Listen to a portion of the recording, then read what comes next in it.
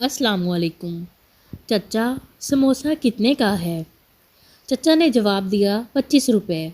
बच्चे ने जेब में हाथ मारकर शायद पाताल तक टोला। थोड़ा उदास होकर ऑटोमेटिक धीमी आवाज़ में पूछा, और पकोड़े? 90 रुपये पाओ।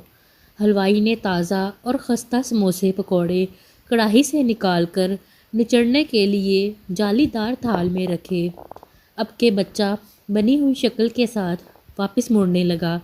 बच्चे का छोटा भाई इसका बाजू खींचते हुए कहने लगा, मानी ओ मानी, ले लेना पकोड़े, भूख लग रही है।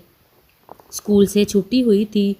बड़ा बगैर कुछ बोले नन्हे नन्हे मगर ढाई ढाई मन के पैर उठाता खुद को पकौड़ों की दुकान से घसीट रहा था, जबकि छोटा इसे वापस खींच रहा था। हलवाई का पकौड़े बनाता हुआ यकलख्त हाथ रुक गया। ओए बच्चे, ओए! गली के शोर में इसकी आवाज़ भर गई। एक दूसरे बच्चे को इशारा करके इसने दोनों भाइयों को वापस बुलाया। क्या हुआ, समोसे पकौड़े नहीं लेने?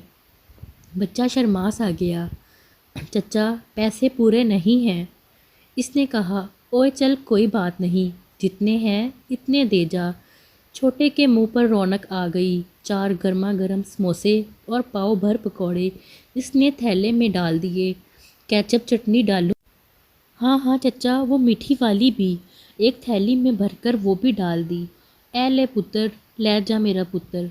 बच्चे ने जेब से 20 रुपये निकाल कर दे दिए। हलवाई ने चुपचाप रख लिए।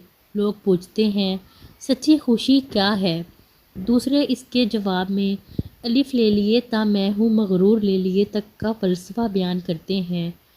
मैं कहता हूँ, सच्ची खुशी फ़कत इसी तरह की हुआ करती है जिससे लेने वाला और देने वाला दोनों मुस्तफ़ीद हों। सुकून और खुशी हासिल करने के लिए आपका कोई बड़ा आदमी बनना ज़रूरी नहीं। सुकून और खुशी तो एक पकौड़े वाला भी हासिल कर सकता है। दोस्तों, अगर आज की कहानी पसंद आई हो तो वीडियो को लाइक करें, चैनल को सब्सक्राइब करें, अपने दोस्तों के साथ शेयर करें। अल्लाह हाफिज़।